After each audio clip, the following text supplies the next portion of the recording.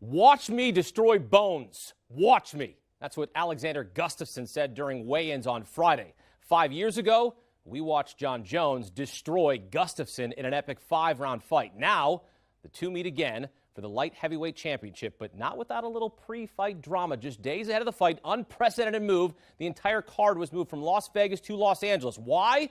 Because of Jon Jones. The Nevada State Athletic Commission would not license him because of a drug test abnormality.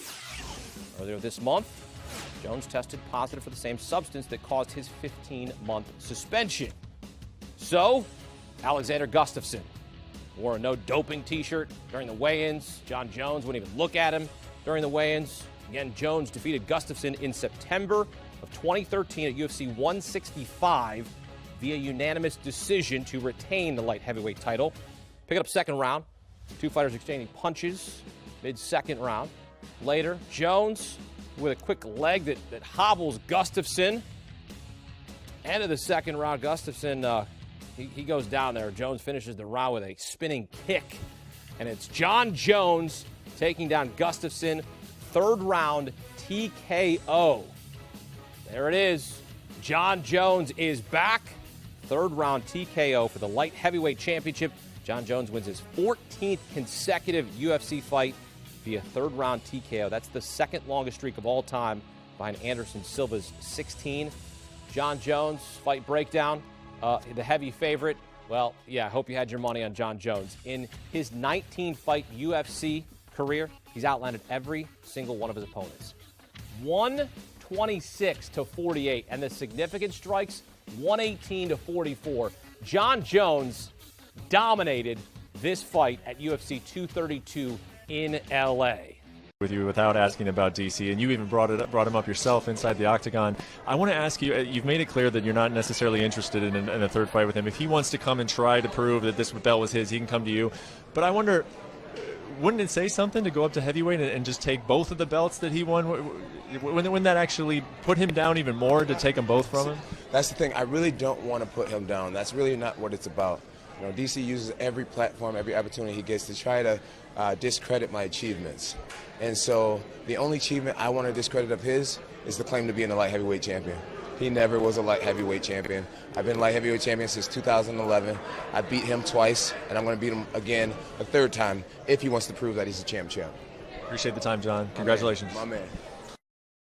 Daniel Cormier put out a statement that he relinquished the belt today. I just wanted to know if you were aware of this, if you spoke to him about it prior to him releasing that statement. What are your thoughts on it? Daniel Cormier, I told Daniel Cormier a long time ago, if you're my champion for the rest of my career, I'm good with that. You know, he's a great guy. I love Daniel Cormier. He hates Jon Jones. So he is overly dramatic about all this situation right now because of the hatred that he has for this man. He wasn't being stripped of the title. The title was being vacated. Vacated and stripped are two completely different things. Of course, Daniel Cormier wouldn't be stripped of anything. He was vacating the title. He couldn't defend it, and that's it. He can say he was going to. He couldn't defend it. I wanted him to fight in Anaheim. He couldn't fight in Anaheim. He's not ready to go. I love the guy. He hates Jon Jones. Jon Jones hates him, and I would expect nothing less than him being on a rampage like he is right now. Ariel Helwani in Los Angeles alongside Jon Jones following today's UFC 232 press conference. Jon, you have had at times a contentious relationship with the UFC, yet they just moved an entire event on 6 days' notice for you. Were you shocked when you found out that they were doing that?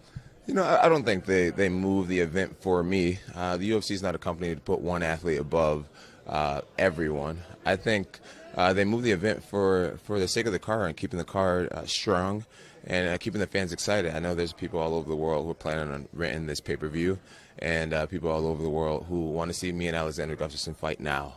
We're both in great shape right now, and with the UFC, one thing I've learned is that the wheels are always going to keep turning. They're always going to find a way to make it happen, and it would have been really devastating and tragic to cancel the event. So thank God they didn't. They found a way. A lot of people got hurt in the process, but a lot of people are still really happy that it's still happening. So I think that's more what went down. I understand that you went up to a lot of the fighters yesterday and personally apologized to them for this inconvenience. Did any of them sort of push back? Did any of them give you a piece of their mind? No, no one pushed back at all. At the end of the day, I think people realize that this situation is a little bit out of my control. But